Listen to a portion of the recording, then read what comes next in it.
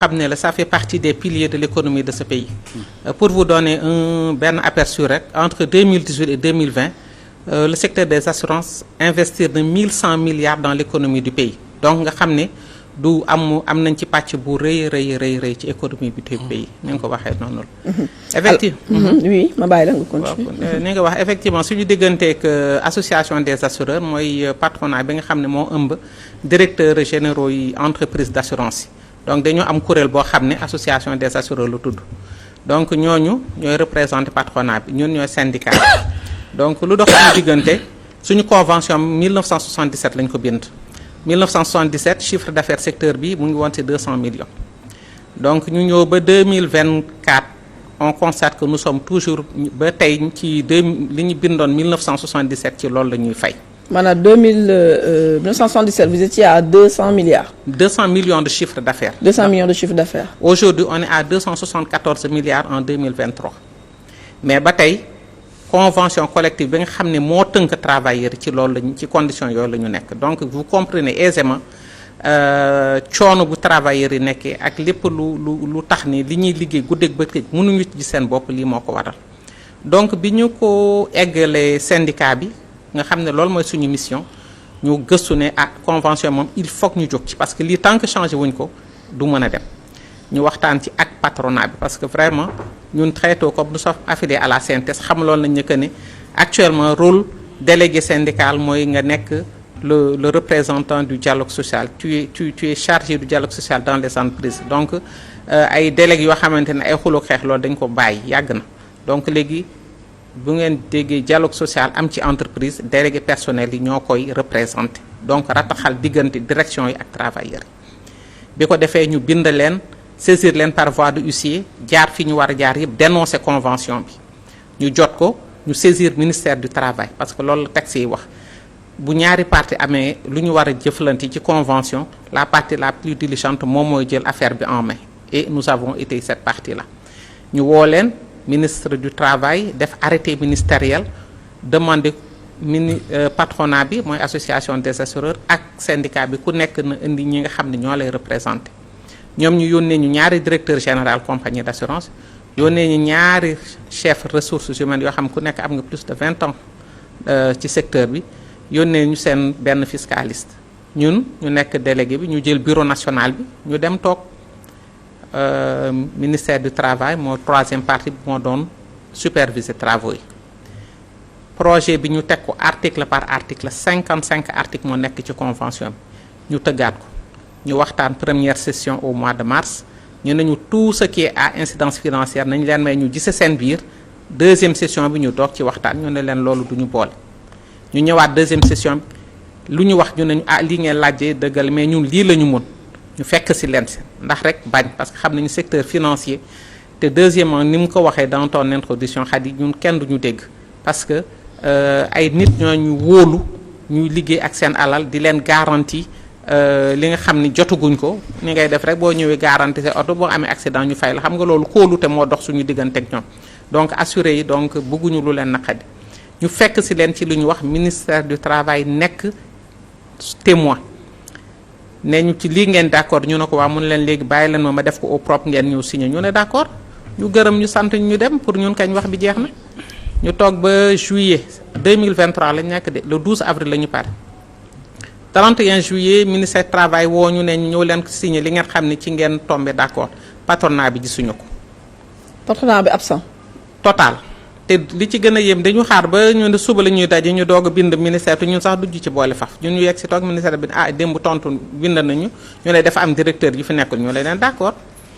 ñu toogaat ba novembre ñu ñëwaat ñu woowaat ñu fin novembre exactement le 23 novembre ñu ñëw pour ñun kañ léegi jeex na ñu ñëw toog ñun kese fa nekkati. mais temps yooyu patronat bi aussi dañoo amoon décès parce que kenn koo xam ne dafa bokk seen tête mun na pas dire ça seen ce qui constitue même celui qui constitue même le socle de l'assurance dafa génnoon àdduna muy monsieur John est-ce que looloo taxoon. kooku kan la. monsieur John. non ça n'a rien à voir syndicat bi kooku dafa am bureau bi mu tudd ñun secteur bi la c'est-à-dire mbooleemi assurance Sénégal yi la ñu nekk. bon John c'est là une entreprise qui s'appelle Sunu loolu ça n'a rien à voir. bokkuñu ci patronat bi. non. D'accord. Donc patronat bi ñoom dañoo am directeur de généraux yi dañoo am seen ñun aussi suñu secrétaire général bi nga xam moo ci nekkoon dafa génn àdduna. D'accord. mais comme tu dis ñi ñee dem mais les Bien institutions sûr. continuent. donc ñu woowaat ñu 23 novembre ñu gisaat ni ils ont fait la même chose ñu def li nga xam ne mooy première étape bi mooy notification de conflit collectif ñu bind ko yónnee leen ko adressé leen ko def copie ministère du travail. ministère du travail war leen convoqué entre temps il y a eu les élections de représentativité syndicale. ñoom ñoo koy piloté aussi. mbir mi dem ba janvier dégguñu leen février ñu dugal suñu préavis de grève. entre temps comme ni ma la waxee suñu secrétaire général bi fi nekkoon gaañu man j'étais secrétaire général adjoint et je suis passé secrétaire général au mois de mai. li ma njëkk a def mooy adressé leen courrier de rencontre parce que ay nit bu ngeen bokkee secteur. te ngeen di xëy di gisante chaque jour am na yoo xamante ni da ngeen ko war a éviter. deuxièmement mooy li ma la doon wax comme ñun xam nañu on nous a sensibilisé te xam nañu suñu rôle mooy nekk les garants du dialogue social dans nos entreprises respectives ñu ne li gën a rafet ñu toog ak ñoom waxtaan ak ñoom fekk kenn fet ñu bindee leen suñu leen mois de mai faale wuñu ils se sont murés dans un silence incompréhensible te li nga xamante ni ñoom ci seen bopp ñoo ne mën nañ ko te ñun ñii cay liggéey xam nañ ni mën nañ ko. parce que chiffre d'affaires ñun ñoo koy def. c'est nous qui sommes au charbon lu ñu leen laaj yëpp xam nañu xëy na ci seen. donc yàlla def ñu egg ba foofu déggaatuñu leen ñu dugal préavis de grève bi ñu continuer ne pat ñu nekk ci après ñu commencé rek di wax ak ñoom par voie de presse. bi ñu def ba élection yi passé monsieur Diémé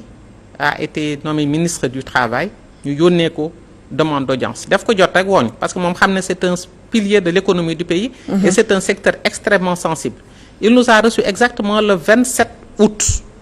ñu exposé ko étape yépp et heureusement les inspecteurs qui avaient piloté les travaux étaient toujours dans son équipe mu woo kooku ne ko lépp lu la syndicat bi wax nii la amee exactement tous les documents sont là mu ne man nag je suis là pas là pour vous donner une seule mais une chose moom est certaine mënu leen nekk ñu sekk un secteur aussi sensible de l'économie du pays am benn partie boo xam ne dafay disparaître sans raison loolu duma ko nangu te ils vont revenir à la table de négociation te nu ma ko waxee noonu la amee parce que quand il nous a reçu le 27 le 4 septembre le patronat nous a demandé de venir pour ñun kañ wax bi jeex na amul lenn lu ñu teg suñu loxo su dul toog ak ñun. Il y avait la présidente de l'association, il y avait tous les directeurs, les directeurs généraux qui font partie du bureau, il y en avait au moins 5, ñu ñëw ñu ne ñu waaw dañu leen woowoon parce que bi ñu waxtaanee ba pare ñun dañoo rendre compte aux directeurs généraux ils ont fait des contre-propositions ma ne ko non attendez madame la présidente parce que là je ne vous suis plus qu'est-ce qui s'est passé et je paraphrase ce qu'elle m'a dit mu ne ma ce que nous avons fait le 30 janvier 2024 le doog informe directeur général compagnie d'assurance yi qu'un comité mixte paritaire a été mis en place pour négocier de la convention. Alors que yéen vous vous êtes rencontrés en 2023. Merci beaucoup Khady tu as tout compris yéen juillet 2023 ñu ngi leen wax ñëw leen signé. moom le 30 janvier 2004 le doog informe directeur général te moo ma ko wax ne comité mixte paritaire on l'a mis en place pour venir discuter de la convention. te on n'est pas tombé d'accord man ko là je ne vous suis plus d'autant plus que le directeur exécutif de l'association des assureurs bokk na ci ñi nga xam ne ñoo ñëw di négocier kooku moo def ordre du jour réunion ba man ko waa d'accord ñu continuer di ko déglu comme kilifa la mu ne léegi nag bon quand je leur ai donné l'information je leur ai dit qu'ils avaient la possibilité de réfléchir et de me revenir sur tous les articles à incidence financière léegi voilà ce que donc en assemblée du 7 mars comme le 30 janvier dafa xatoon je leur ai donné un autre rendez-vous c'est en vérité la réunion s'est tenue le 29 février 2024 ñu def ay contre-propositions 6 contre-propositions yoo xamante ne bu ngeen ko nangoo waa ñu ñëw signer convention bi lu ngeen wax man ko waa d'accord merci beaucoup je vous remercie bañ a dellu si nag ci wax ji maa ne ko leen nag la ñu wax ñun nous sommes pas venus le syndicat n'est pas venu pour prendre des décisions dañoo ñëw parce que dafa am ay travailleurs yi ñu jox seen kàddu ñu ñëw di wax ci seen lii nga wax ni da ngeen ñu koy yónnee de manière officielle ñu jox ko travailleurs yi luñ ñu wax di nañ ko delloo si ñu ne daal 6 articles yi daal ñoom dañ ci dellu si bi ñu demee suñu biir xool nekket ces articles yi nga xam ne 5 yi gën a amal solo travailleur la ñu génne. En 77 quand le chiffre d'affaires était à 200 millions on avait accordé benn gratification aux travailleurs. On est à 274 milliards ñu laaj leen benn gratification supplémentaire ñu ne waa ba pare ñu ne mënatuñ ko ñu ne leen léegi mënatuñ ko bi du mënatu leen ko da ngeen di wax yéen wu leen ko travailler. D'accord léegi après au sortir de cette rencontre bu nga xamante c'était le 4 décembre donc ça veut dire que c'est récent. 4 septembre. 4 septembre d'accord donc ça veut dire que mais ñun dañoo gis ni ba ngeen defee ci assemblée générale bi samedi. waaw da ngeen génn wax ni da ngeen di def grève générale à partir du 18. merci loolu nag moo ko indi. léegi nag bi ñu joxee seen 5 contre-propositions yi ñu jébbal premier bi sur indemnité de licenciement bi ñu waxaale woon dañu ko wàññi taux yi augmentation salaire de base yi nga xam ne les taux sur lesquels on était tombé d'accord devant le ministère du travail dañoo wàññi taux yi gratification bi may évoqué léegi dañ koo wàññi ñu ne d'accord tuñ ko am nañu li nga xam ne ce sont des police groupe yoo xam ne ci entreprise d'assurance dañ koy def. mais loolu c'était un consensus parce que en 77 xam naa ay nit yu baax a fi nekkoon rek ku ñëw ñu mettre ko en place mais binduñu ko woon ci convention bi. àdduna di dem ba ñu egg léegi alal bi bëri lool amul lenn lu ñu ciy gis ak lu ñuy def sudul commencer di ko wàññi avantage yi ci nekkoon. ñu ne leen léegi non seulement police groupe dañ koy jël wante quintessence contrat boobu mooy yow weer bu ne li ñu lay fay dañuy jël benn pàcc boo xam ne dañu la koy économiser automatiquement bu ñu ko économiser bu dee 30 000 yow 10 000 ngay jox ci société cotiser la 20 000 ñu ne leen bu demee ba nit ki def 5 ans da ngeen di boole li mu cotiser ak li ngeen ko cotiser ngeen jox ko parce que nit booy liggéey boobu ngay def ay investissement pour préparer sa retraite munoo jël nit muy liggéey ñaar fukki at nga dajaleel ko ba mu am ñaar fukki nga jox ko amalu ko benn njëriñ ñu neñ wax ngeen dëgg 5 ans bi ñu on s'est quitté à notre grande surprise ils sont revenus sur ça en nous proposant de garder l'argent jusqu'à la retraite beneen bi ñu ci tegu mooy dañu leen wax